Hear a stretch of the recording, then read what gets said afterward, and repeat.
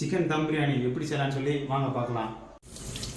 தயிர் 2 table spoon, 1/2 teaspoon Kashmiri மிளகாய்த்தூள், 1 teaspoon normal மிளகாய்த்தூள் போட்டு இதை நல்லா பிசைஞ்சு ஊற வச்சுக்குவோம். இதை ஒரு 20 நிமிஷம் ஊற விட்டு ஏலக்காய் பிரியாணி ஸ்பைசஸ் எல்லாத்தையும் போட்டு வெங்காயம் வச்சுக்கிடுவோம். மிளகாய்த்தூள் காஷ்மீரி மிளகாய்த்தூள், புதினா ஒரு கைப்பிடி, மல்லி ஒரு கைப்பிடி போட்டுக்கிடுவோம். 3 பச்சை மிளகாய் போட்டு தக்காளி பழத்தை நல்லா அறுத்து வச்சுருக்கு, அதை அப்படியே அதில் உள்ள தள்ளி சாதம் சிக்கனை சேர்த்துருவோமா. இப்போ அப்படியே உப்பு போட்டுக்கணும்.